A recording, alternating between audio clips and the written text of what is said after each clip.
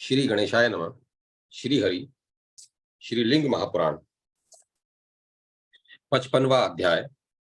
योग मार्ग के द्वारा भगवान महेश्वर के ध्यान की विधि। 5 प्रकार के योग। शिव पाशुपत योग की महिमा। श्री लिंग महापुराण का परिचय तथा श्री लिंग महापुराण के श्रवण एवं पठन का महात्म्य।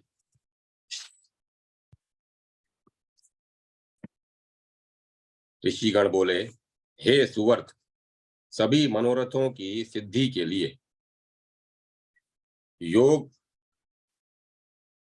योग मार्ग के द्वारा 3 नेत्रों वाले देवों के भी देव तथा वृष की ध्वजा वाले भगवान शिव का ध्यान किस प्रकार करना चाहिए, पूर्व में भी हम आपसे वेद तुल्य जो संपूर्ण प्रसंग विस्तार पूर्वक सुन चुके हैं, वह सब संक्षेप में बताने की कृपा कीजिए।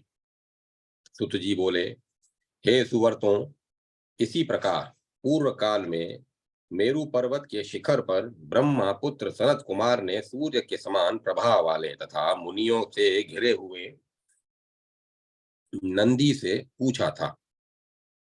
तब भगवान नंदी भी उन विनम्र ब्रह्मपुत्र सनत कुमार से समाहित चित्त होकर कहने लगे। नंदीकेश्वर बोले, यही बात पूर्व समय में कैलाश शिखर पर एक ही शैया पर साथ साथ विराजमान हिमालय पुत्री भगवती देवी पार्वती ने पुलकित रोमों वाले भगवान नील लोहित महादेव से पूछा था। श्रीदेवी बोली, योग कितने प्रकार का कहा गया है, उसका स्वरूप कैसा है तथा वह किस प्रकार का है, वह दिव्य तथा मोक्षदायक ज्ञान कैसा है जिसके द्वारा प्राणी बंधन से मुक्त हो जाते हैं। श्री भगवान बोले, पहला मंत्र योग है, दूसरा स्पर्श योग है, तीसरा भाव योग है और चौथा अभाव योग है।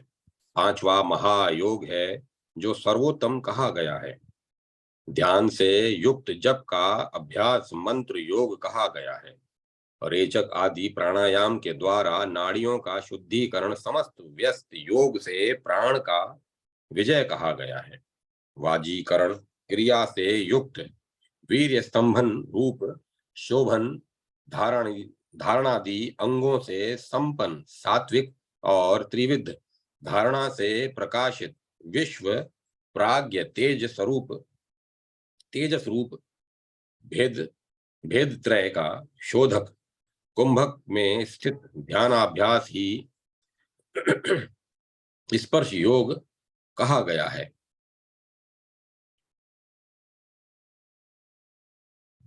मंत्र तथा स्पर्श योग से पृथक महादेव पर अवलंबित बाहर तथा भीतर की दशा के स्फुरण तथा संहरण से युक्त और चित्त को शुद्धि प्रदान करने वाला योग भाव योग कहा गया है।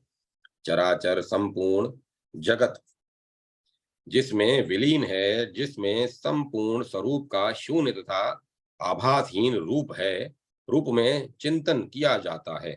चित्त का निवारण करने वाले उस योग को अभाव योग कहा गया है, जो रूपहीन अद्वितीय निर्मल स्वतंत्र अत्यंत सुंदर अनिर्देश सर्वदा प्रकाशमान हर प्रकार से स्वयं जानने योग्य है तथा जिसमें अपनी आत्मा की सत्ता भासित होती है, उसे महायोग कहा गया है।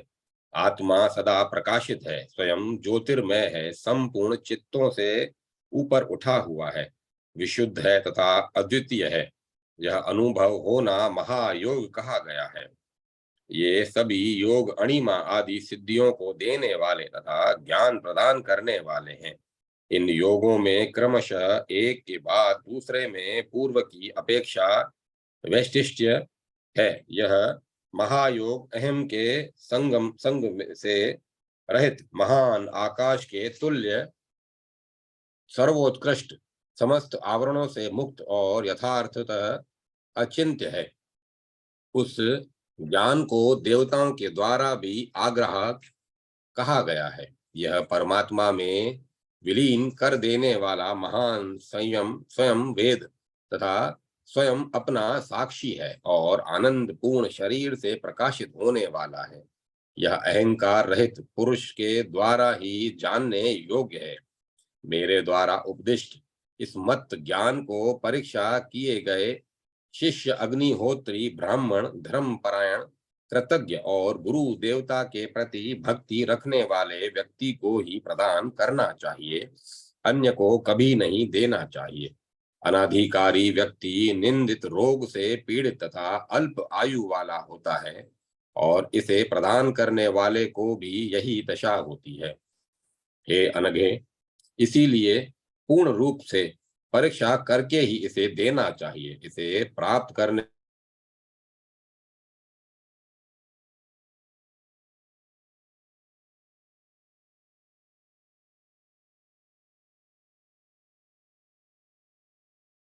ज्ञान रखने वाला, गुरु में भक्ति रखने वाला, पुण्यात्मा, योग्यता संपन्न तथा सर्वदा योग में निरत रहने वाला होता है। हे देवी, हे सुमद में, इस प्रकार यह योग मार्ग सनातन और समस्त वेद तथा आगम रूपी कमल का मकरंद कहा गया है। इस योग रूपी अमृत का पान करके ब्रह्मवेताओं में श्रेष्ठ योगी भवबंधन से मुक्ति प्राप्त कर लेता है। इस प्रकार यह पाशुपत योग समस्त योगों का ऐश्वर्य प्रदान करने वाला तथा सर्वोत्कृष्ट है। इसे ब्रह्मचर्य आदि किसी आश्रम की अपेक्षा न रखने वाला जानना चाहिए। अतः हे प्रिय, यह सभी प्राणियों के हित की कामना करने वाला शिव पूजा परायण लोगों को किसी अनिर्वचनीय सौभाग्य से ही मुक्ति के लिए प्राप्त होता है। ऐसा कहने के पश्चात वृषभध्वज भगवान शिव देवी पार्वती से आज्ञा लेकर और अपने गण शंकुकर्ण को द्वार पर नियुक्त करके स्वयं समाधि में लीन हो गए। शेलादि बोले, अतएव हे योगेंद्रों, आप भी योगाभ्यास में संलग्न हो जाइए।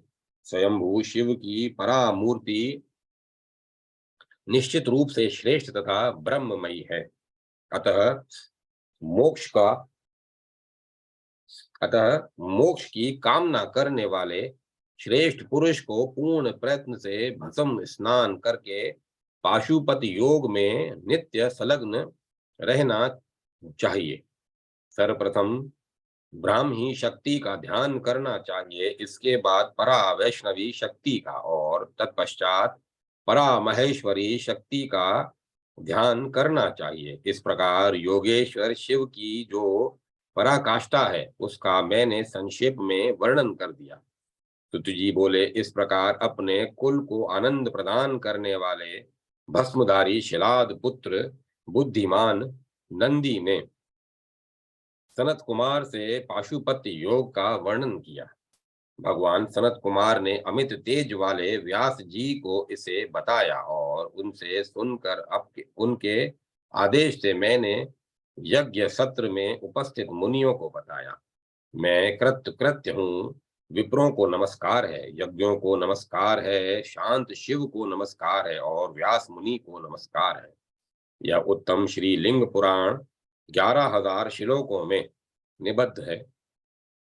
इसके प्रथम भाग में 108 अध्याय हैं और उत्तर भाग में 55 अध्याय हैं। यह पुराण धर्म, काम, अर्थ और मोक्ष प्रदान करने वाला है।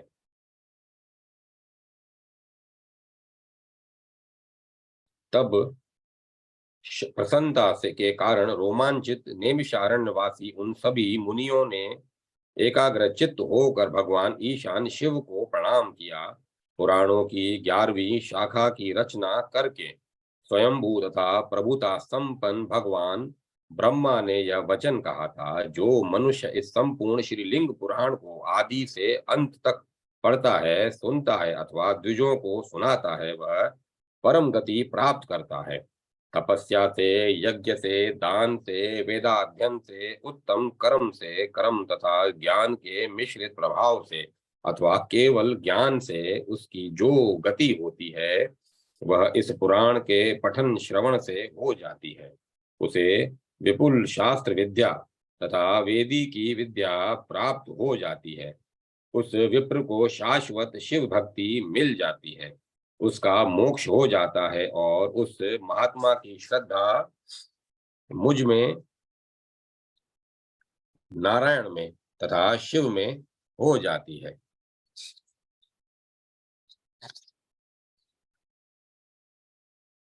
उसके अंश में अक्षय विद्या सुलभ रहती है और हर प्रकार से अप्रमाद विद्यमान रहता है। यह ब्रह्मा जी की आज्ञा है, अतः यह सब उन्हीं महात्मा की कृपा से हुआ है।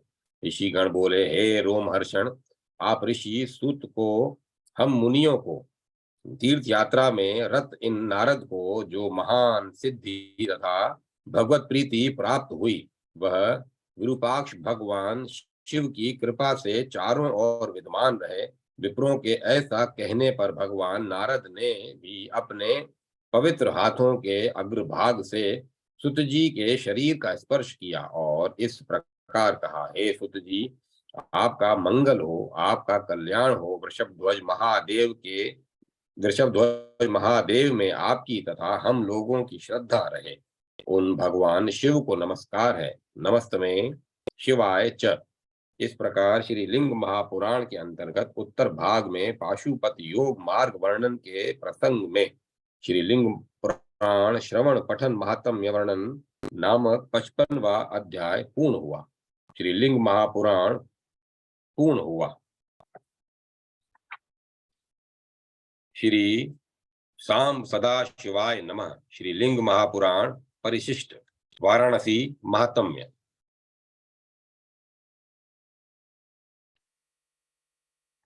धर्म शास्त्रीय निबंध ग्रंथों की परंपरा में पंडित लक्ष्मीधर भट्ट विरचित कृत्य कल्पतरु अत्यंत प्राचीन, बहुश्रुत तथा अत्यधिक प्रमाणिक ग्रंथ है। इसके प्रणेता पंडित लक्ष्मीधर कान्य भुज नरेश गोविंद चक्र के महामंत्री थे। पंडित लक्ष्मीधर का समय 12वीं शताब्दी है।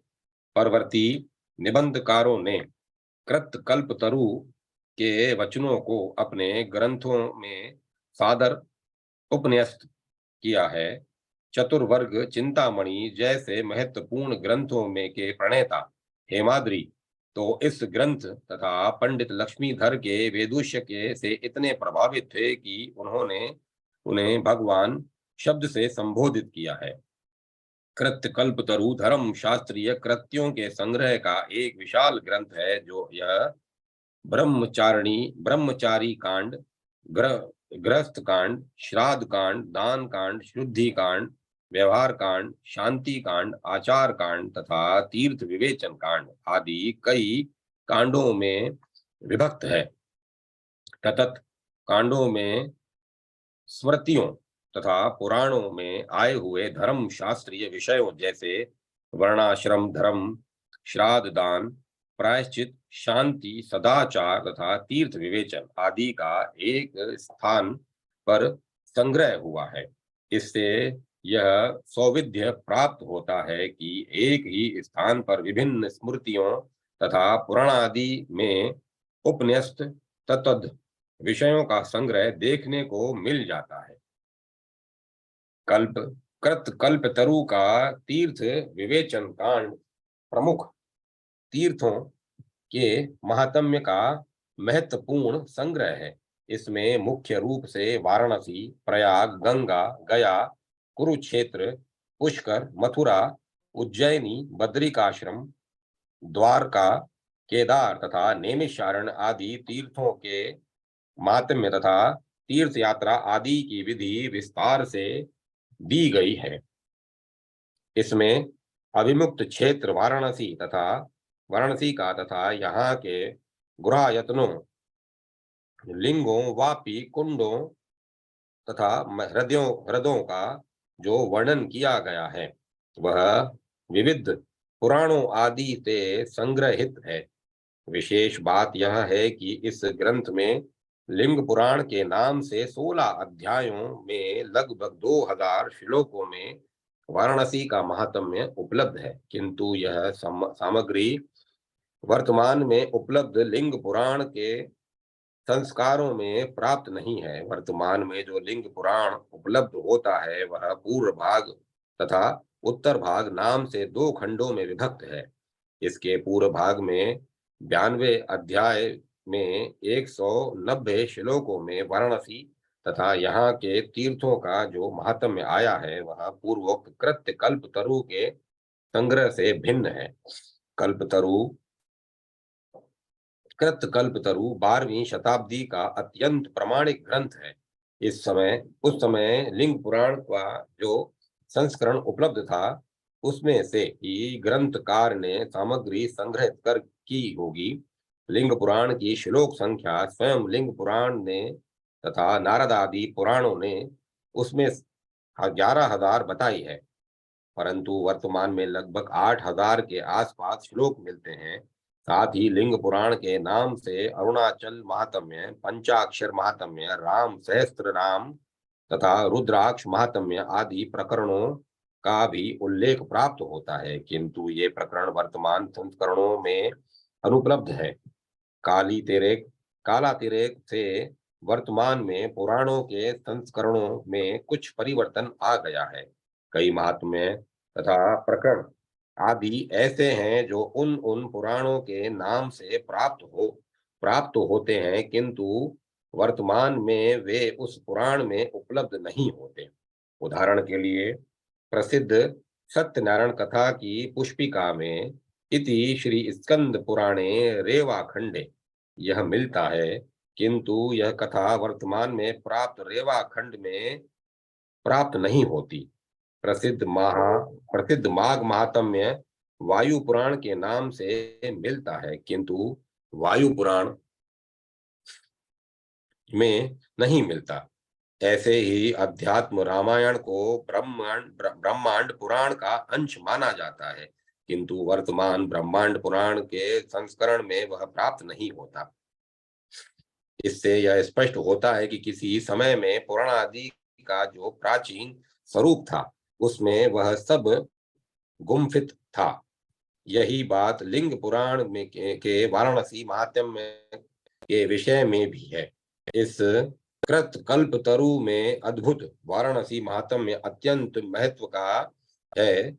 इसके अध्ययन से प्राचीन समय के वाराणसी के लिंगायतनों तथा एवं तीर्थों के वास्तविक स्वरूप के विषय में महत्वपूर्ण जानकारी मिलती है। काशी खंड आदि में जो वाराणसी के विषय में सामग्री उपलब्ध होती है उससे भी विशिष्ट सामग्री इस प्राचीन लिंग महापुराण में मिलती है। अतः यह वर्णन बड़े महत्व का है। वहां वाराणसी महात्म्य संबंधी सामग्री कहीं स्फुट रूप में तथा कहीं अध्यायों में उपनिबद्ध है, किंतु अध्यायों में श्लोक संख्या का अंकन नहीं है। भगवान शिव तथा देवी पार्वती के प्रधान संवाद के रूप में उपलब्ध वह सामग्री तीसरे अध्याय से 18वें अध्याय तक वहां दी गई है, किंतु सुविधा की दृष्टि से तीसरे अध्याय को प्रथम अध्याय मानकर संपूर्ण सामग्री जिस रूप में तथा जिस क्रम में कृत्य कल्पतरु में उपलब्ध है उसी रूप में तथा उसी क्रम में श्लोक संख्या अंकित कर मूल श्लोकों सहित उसका हिंदी भावानुवाद यहाँ दिया जा रहा है। इसे पढ़कर भगवत भक्तों तथा श्रद्धालुजनों में भगवान सांब सदाशिव के प्रति विशेष श्रद्धा जागृत होगी तथा आशा है कि सभी पाठक महानुभाव इससे लाभ उठाएंगे। संपादक।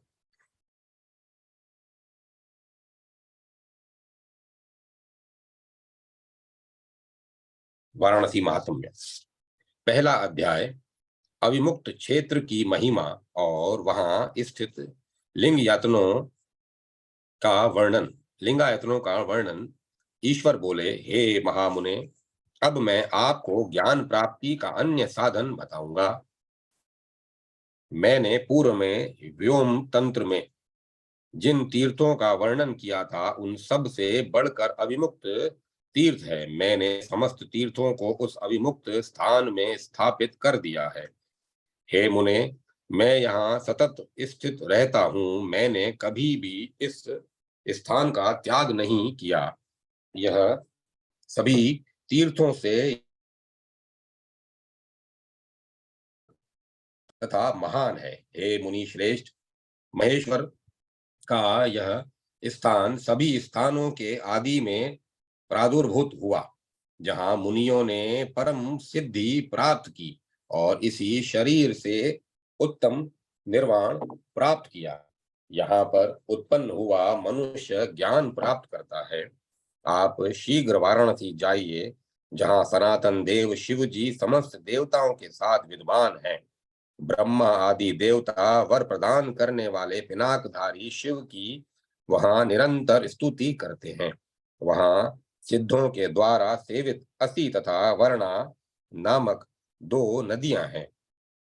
हे देवी, वहां गंगा नदी पृथ्वी तल पर दुष्ट प्राणियों के अनेक जन्मों के अर्जित पापों का श्रालन करती है, जो सदा स्वर्ग में दृष्टिगत होती है तथा जो सभी प्राणियों की माता है। वे नदियों में श्रेष्ठ गंगा नदी यहाँ विद्यमान है। वहाँ शंकर जी का सदैव परम अविमुक्त क्षेत्र है। वह शूलपाणी शिव जी का तीनों लोकों में प्रसिद्ध निवास स्थान है। हे मुने, दोनों वर्णा तथा असी नदियों से युक्त होने के कारण वह पूरी वाराणसी नाम से विख्यात है।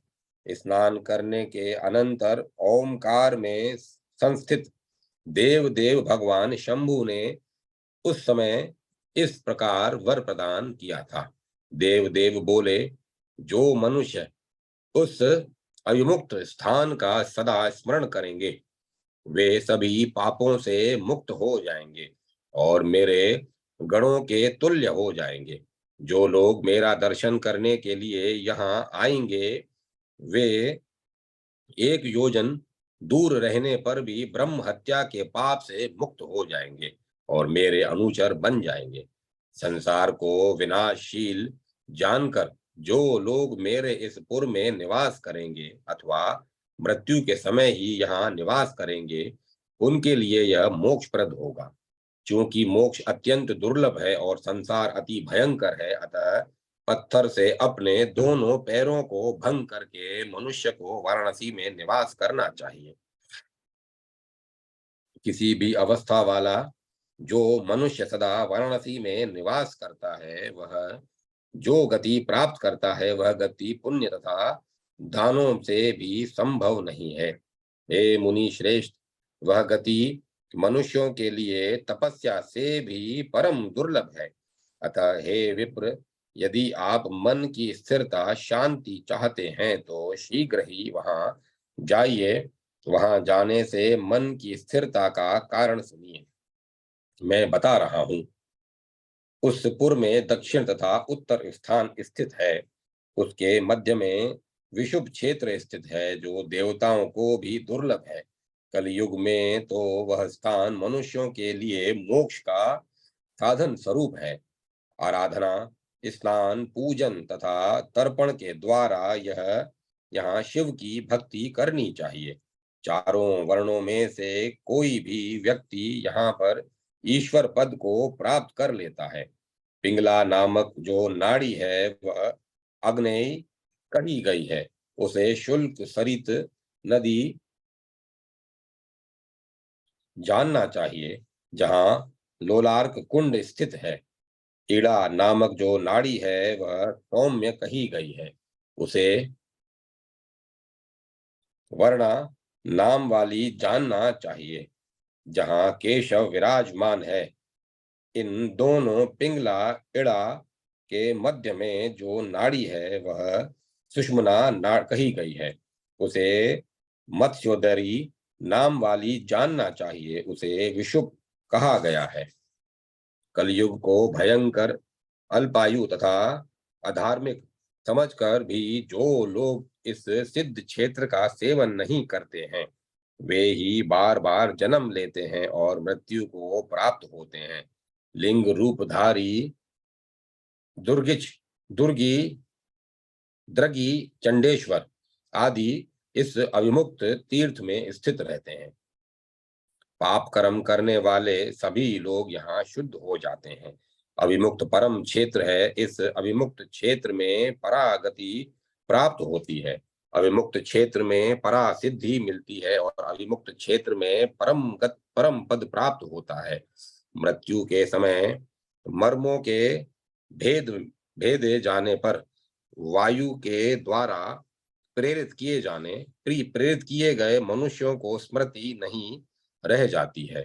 भक्तों को प्रीति प्रदान करने वाले जो द्रगी चंडेश्वर आदि रुद्र अभिमुक्त में स्थित हैं, वे भक्तों के कान में तारक मंत्र प्रदान करते हैं।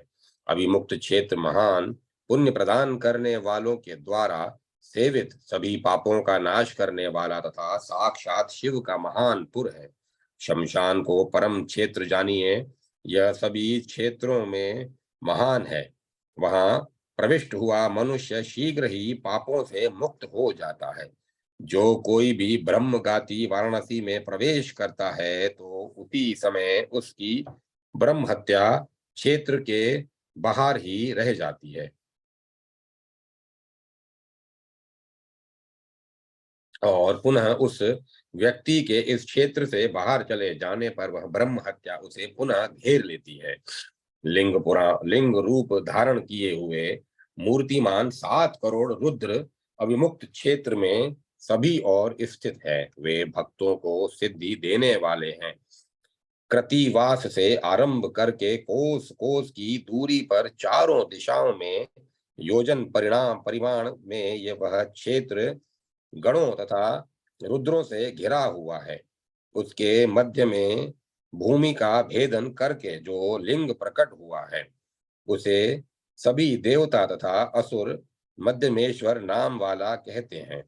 इस लिंग से आरंभ करके चारों दिशाओं में कोस कोस की दूरी पर योजन भर उस अविमुक्त क्षेत्र को जानिए। वह क्षेत्र मृत्यु काल में अमरता प्रदान करने वाला है। इस प्रकार पुराण में इस क्षेत्र का महात्म्य बताया गया है।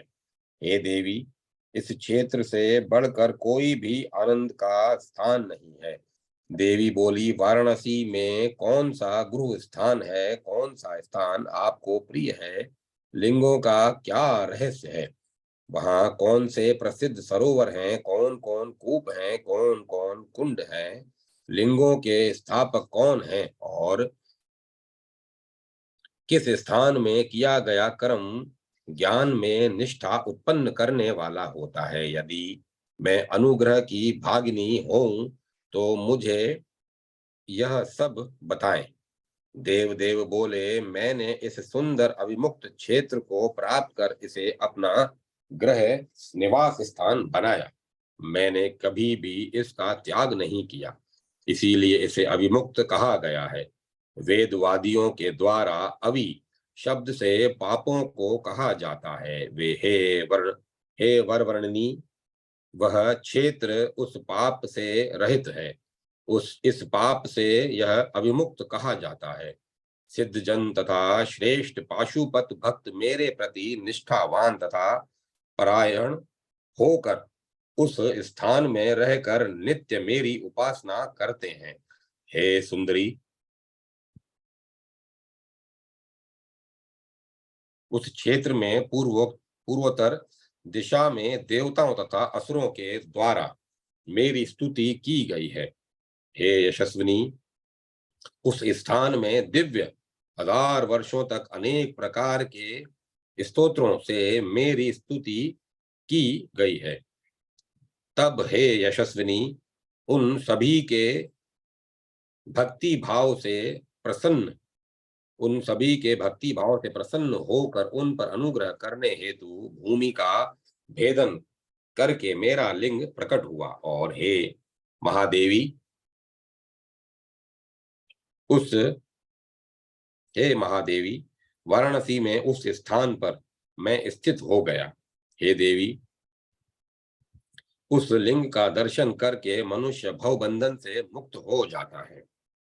हे देवी, वहीं पर महादेव के समीप एक कूप है। वहां स्नान करने से मनुष्य वागीश्वरी गति सारस्वत लोक प्राप्त करता है। वहां पर कूप के पश्चिम भाग में मनुष्यों के कल्याण के लिए विग्रह रूप धारण कर देवी वाराणसी विराजमान है। देवी वाराणसी का दर्शन करके जो मनुष्य भक्ति पूर्वक उन्हें नमस्कार करता है, उसके ऊपर प्रसन्न होकर वे देवी उसे काशीवास प्रदान करती हैं। हे सुश्रोणी, महादेव के महादेव के पूर्व में गोप्रेक्ष नामक स्थान प्रसिद्ध है, जिसके दर्शन से मनुष्य पूर्वोक्त फल प्राप्त करता है, अर्थात भवबंधन से मुक्त हो जाता है। ईश्वर बोले, हे देवी, गोप्रेक्ष के उत्तर में अनसुया नामक लिंग है, उसका दर्शन करके मनुष्य परागति को प्राप्त करता है। पश्चिम की ओर मुख वाला वह लिंग देवी अनसुया के द्वारा स्थापित किया गया है। अनसुयेश्वर लिंग के आगे गणेश्वर लिंग बताया गया है। उसके दर्शन से मनुष्य गणेश जी का सालोक्य प्राप्त करता है। हिरण्यकश्यपु ने पूर्व काल में गणेश्वर के पश्चिम में कूप के पास में ही मेरे लिंग की स्थापना की थी। हे देवी, उसी के पश्चिम में सिद्धेश्वर लिंग बताया गया है। दर्शन मात्र से मेरा वह लिंग सर्व सिद्धि प्रदान करने वाला है। हे भद्रे, अन्य आयतन लिंग के विषय में सुनिए, मैं बता रहा हूं। हे महिषानी, वहीं पर वृषभेश्वर नामक लिंग स्थित है, जो पूर्व की ओर मुख वाला है तथा गोप्रेषक के नेतृत्व दक्षिण पश्चिम में स्थित है। हे सुश्रोणी, उसके दर्शन से मनुष्य अभिष्ट फल प्राप्त करता है। गोप्रेषक के दक्षिण में सभी कामनाओं का फल प्रदान करने वाला दधि चेश्वर नामक उत्तम लिंग स्थापित है। हे वरवर्णनी, दधीचेश्वर लिंग समीप में दधीचेश्वर लिंग के समीप में दक्षिण दिशा में मुनि आत्री के द्वारा शिव जी का लिंग स्थापित किया गया है। यह देविक कष्ट को दूर करने वाला तथा मंगल कारक है। हे सुश्रोणी, अत्रीश्वर के दक्षिण में सूर्य खंड मुख में भी मधु तथा केटब के द्वारा लिंग की स्थापना की गई है। हे देवी, वहां पर मधु के द्वारा स्थापित लिंग पश्चिम की ओर मुख वाला कहा जाता है और केटब के द्वारा स्थापित त्रिलोक प्रसिद्ध लिंग पूर्व की ओर मुख वाला है। गोप्रेक्ष में के पूर्व में बालकेश्वर लिंग है। बालकेश्वर के समीप में विजर विजर विजवरेश्वर नामक लिंग है। हे सुश्रोणी, उसके दर्शन से ज्वर तत्काल नष्ट हो जाता है। विजवरेश्वर के पूर्व में वेदेश्वर लिंग है, ऐसा कहा गया है। वह लिंग ईशान की ओर मुख वाला है। उसके कोण में अनेक मुख हैं। हे सुश्रोणी, उसके दर्शन से द्विज चारों वेदों का ज्ञाता हो जाता है। वेदेश्वर के उत्तर में स्वयं केशव विराजमान है। वे इस क्षेत्र के कारणभूत क्षेत्रज्ञ कहे जाते हैं। हे सुश्रोणी, उनके दर्शन से समस्त चराचर जगत दृष्टिगत हो जाता है। हे सुश्रोणी, उनके समीप में मेरा संगेश्वर लिंग विद्यमान है। उसके दर्शन से हे सुश्रोणी, सज्जनों के साथ समागम होता है। संगमेश्वर के पूर्व में चार मुख वाला लिंग है। हे भद्रे, ब्रह्मा के द्वारा स्थापित किया गया वह प्रयाग नाम से पुकारा जाता है। उसके दर्शन से मनुष्य उत्तम ब्रह्म लोक प्राप्त करता है। वहां पर वे शंकरी शांकरी देवी ब्रह्म वृक्ष में विद्यमान है और जो लोग तीर्थ में निवास करने वाले हैं, उन सब को वे शांति प्रदान करती हैं। उसके बाद गंगा तथा वरुणा के संगम को जानना चाहिए। जब बुधवार के दिन श्रवण द्वादशी का योग उपस्थित हो, उस समय उसमें स्नान करके मनुष्य क्षेत्र सानिधि सन्निधि का फल प्राप्त करता है। हे यशस्विनी, उस काल में वहां पर जो मनुष्य श्रद्धा श्राद्ध करता है, वह समस्त पितरों का उद्धार करके विष्णु लोक जाता है। वर्णा के पूर्व तट पर कुंभीश्वर लिंग बताया गया है। कुंभीश्वर के पूर्व में कालेश्वर लिंग कहा गया है। हे वरानने, कालेश्वर के उत्तर में सभी देवताओं तथा असुरों के द्वारा कपिला नामक महातीर्थ कहा गया है। जो मनुष्य उस हृद सरोवर में भक्ति परायण होकर स्नान करता है, वह वृषभ ध्वज का दर्शन करता है, वह राजस्यु यज्ञ का फल प्राप्त करता है।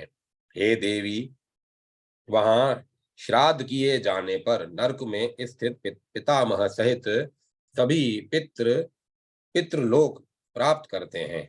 महर्षियों ने वहां किए गए श्राद्ध को गया में किए गए श्राद्ध से 8 गुना पुण्यप्रद बताया है।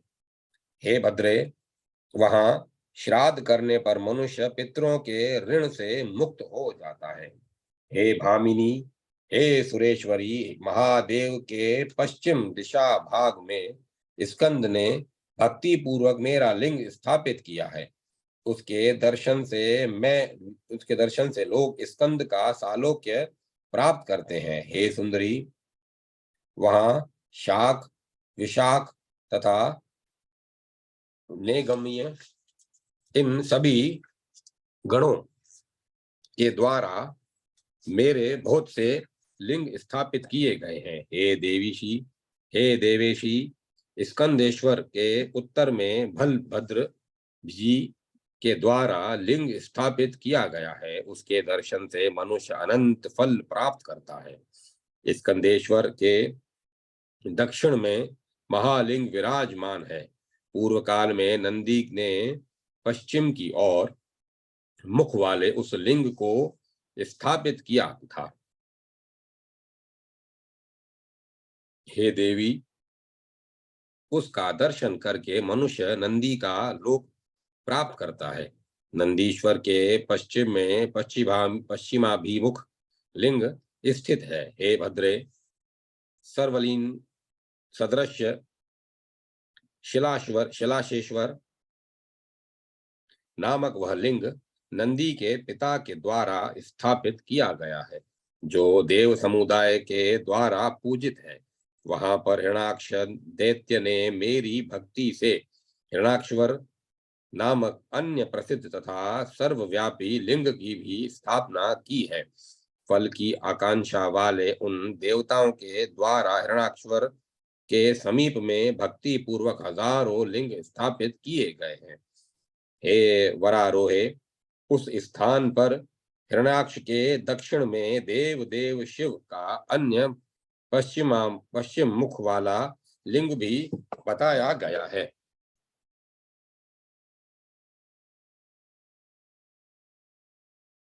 उनके पश्चिम दिशा भाग में अट्ठाहास नामक शुभ लिंग स्थित है। हे देवी, वह मुख्य लिंग पश्चिम की ओर मुख किए हुए विराजमान है। हे प्रसन्न मुख वाली देवी, वह सभी पापों का नाश करने वाला है।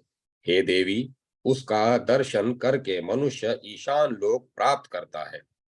हे यशस्विनी, अट्ठाहास के समीप पश्चिम में पूर्व द्वार पर मित्रावरुण नामक 2 लिंग स्थित है। उन दोनों के दर्शन से मित्रावरुण लोक प्राप्त होता है। वहीं पर वशिष्ठ नामक अन्य प्रसिद्ध लिंग भी विराजमान है। पूर्व काल में महर्षि याज्ञवल्क्य ने भी लिंग को स्थापित किया था। 4 मुखों वाला वह लिंग सभी पापों का नाश करने वाला है। वहीं पर समीप में मैत्रेयी के द्वारा स्थापित अन्य शुभ लिंग विद्यमान है। उसके दर्शन से मनुष्य अति दुर्लभ परम ज्ञान प्राप्त करता है। याज्ञवल्क्येश्वर के भी पश्चिम भाग में पश्चिम की ओर मुख वाला प्रहलादेश्वर नामक लिंग स्थित है, वह अद्वैत फल देने वाला है। प्रहलादेश्वर के सामने स्वयं लीन सर्वलीनेश्वर सर्वलीनेश्वर नामक लिंग विराजमान है। वह यह अत्यधिक फल प्रदान करने वाला है। ज्ञान विज्ञान में निष्ठ तथा परम आनंद की अभिलाषा करने वालों की जो गति होती है, वह गति सर्वलीन तीर्थ में मरने वाले की होती है। सर्वलीन के आगे पूर्व की ओर मुख वाला वेरोचनेश्वर नामक शुभ लिंग स्थित है। यह दैत्य पुत्र द्वारा स्थापित किया गया है। हे देवी, उसके उत्तर में भी पश्चिम की ओर मुख वाला लिंग बताया गया है। शिवालोक प्रदान करने वाला वह लिंग बलि के द्वारा स्थापित किया गया है। वहां बाणेश्वर नामक अन्य स्थिर लिंग भी विराजमान है। हे भद्रे, शाल कंटकटा नामक एक महाभयंकर राक्षसी थी। उसके द्वारा उस बाणेश्वर के उत्तर में शुभ लिंग स्थापित किया गया है। हे यशस्विनी, हिरण्यगर्भ नाम से प्रसिद्ध अन्य पुण्यप्रद आयतन लिंग भी उस स्थान पर विद्यमान है। उसका भी दर्शन पुण्य प्रदान करने वाला है। हे सुरेशानी, हे सुरेशानी, इसके बाद वहीं पर माहे मोक्षेश्वर तथा सर्गवेश्वर विद्यमान है। उनका दर्शन करके स्वर्ग तथा मोक्ष की प्राप्ति होती है। उन दोनों के उत्तर में वासुकीश्वर नामक चार मुख वाला शुभ लिंग स्थित है। वह लिंग समस्त कामनाओं का फल देने वाला है। उसी के पूर्व भाग में वासुकी का उत्तम तीर्थ विद्यमान है। हे वरारोहे, उसमें स्नान करके मनुष्य रोगों से आक्रांत नहीं होता है। उसी के समीप में चंद्रमा के द्वारा शुभ लिंग स्थापित किया गया है। चंद्रेश्वर के पूर्व में विद्धेश्वर नामक शुभ लिंग विद्यमान है। उस लिंग के दर्शन से मनुष्य विद्याधर का लोक प्राप्त करता है। इस प्रकार श्री लिंग महापुराण में अविमुक्त क्षेत्र महात्म्य वर्णन नामक प्रथम अध्याय पूर्ण हुआ। दूसरा अध्याय मात्र मंडल और आकाश लिंग का वर्णन।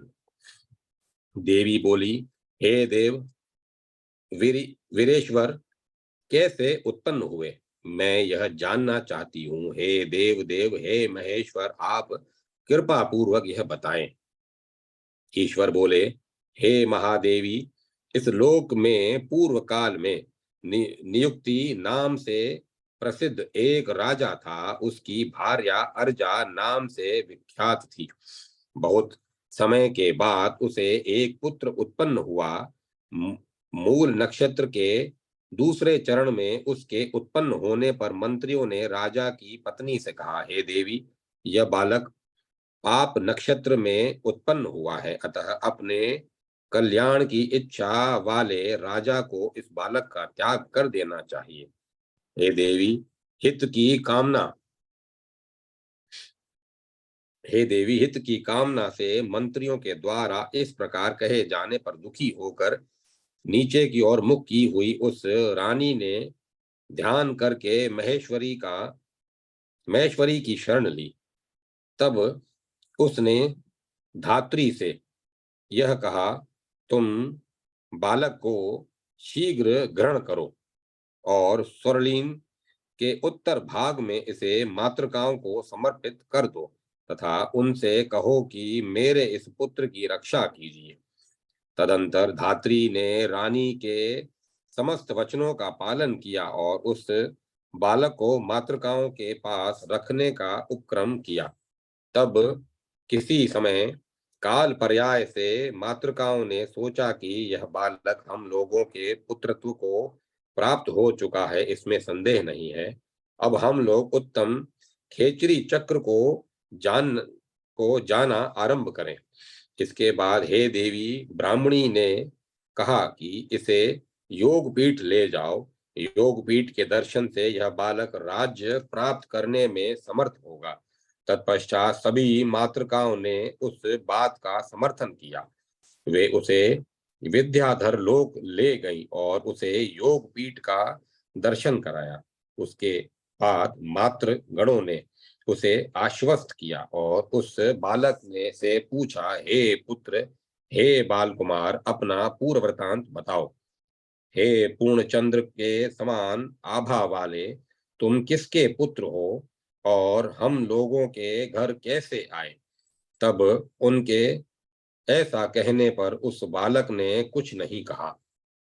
पंचमुद्रा बोली, यह बालक जिस भी तरह राज्य करने में समर्थ हो वैसा तुम करो। यह सुनकर वे सभी माताएं अभिमुख हुई और बोली, ऐसा ही होगा। यह कहकर खेचरी समुदाय प्रसन्न हो गया। उन्होंने कहा, हे पुत्र, अब जाओ और सुखपूर्वक अपने राज्य का पालन करो। हे सुंदरी, तब प्रजा की कामना वाले बालक ने सभी माताओं से प्रार्थना की कि जब मैं पृथ्वी पर सभी लोकों का राजा बनूं, तब मेरी परम भक्ति से आप लोग अवतार ग्रहण करें। इस प्रकार उसके द्वारा प्रार्थित सभी लोक मात्र स्वरूपा मातृकाओं ने समयानुसार कृष्ण पक्ष में चतुर्दशी तिथि को अवतार लिया। पंचमुद्रा उस बालक को पुनः नगर में ले गई। वहां आकर के वे यथा योग अर्धरात्रि में व्यवस्थित हो गई। तब पंचमुद्रा और विमाताओं ने प्रसन्न होकर अवतार लिया। इसके बाद उस बालक ने विधि पूर्वक प्रतिष्ठा करके सभी माताओं की पूजा की और बालक की पूजा ग्रहण करने के वे पुनः आकाश में चली गई। मातृगणों का समूह मंडल आज भी आकाश में देखा जाता है। पूर्ण कर्म वाला व्यक्ति उत्तराभिमुख स्थित उस मंडल को देख सकता है। मातृकाओं के समीप आकाश में जो यह देखा जाता है उसे आकाश लिंग कहा गया है। इसी को स्वर्लीन कहा जाता है। जैसे यह आकाश से जैसे यह आकाश में वैसे ही पृथ्वी पर दिखाई पड़ता है, इस प्रकार यह सर्वत्र दिखाई देता है। इस तरह उस संपूर्ण मातृ मंडल को आकाश में देखकर मनुष्य मातृ गणों के प्रभाव से सिद्धि का भागी हो जाता है। हे देवेश्वरी, हे देवेशी, उसी समय से वे देवी इस क्षेत्र में विराजमान हो गई। वे विपत्ति के भय से आई, अतः विद्वान लोग उन्हें विकटा कहते हैं। हे यशस्विनी, वह बालक मेरी कृपा से वीरत्व को वीरत्व से युक्त हो गया और मैं भी बालक के साथ इस स्थान पर सुखपूर्वक रहने लगा। इस प्रकार श्रीलिंग महापुराण में गुरुआयतन वर्णन नामक दूसरा अध्याय पूर्ण हुआ।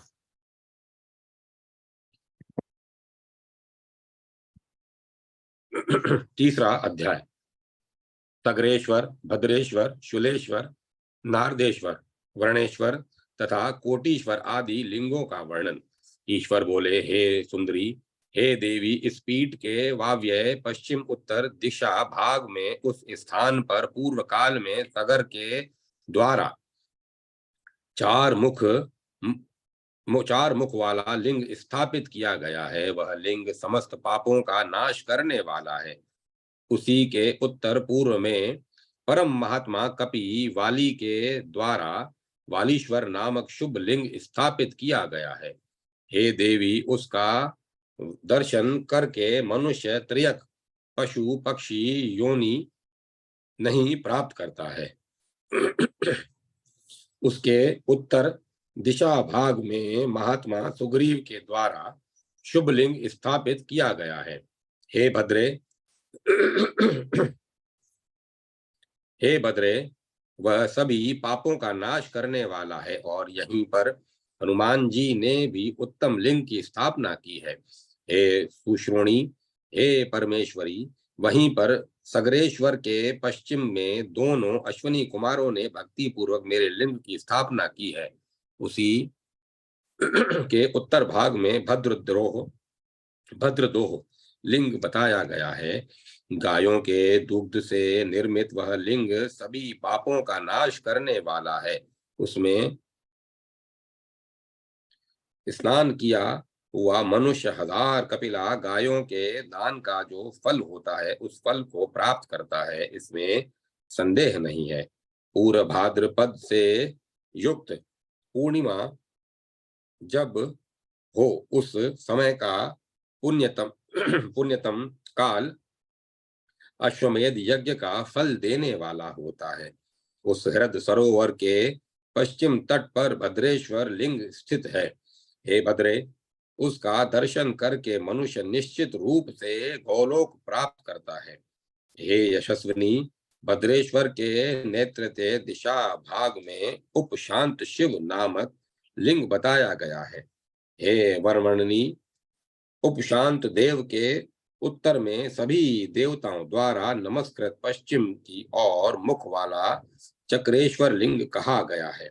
हे देवी, उसी के आगे एक सरोवर है।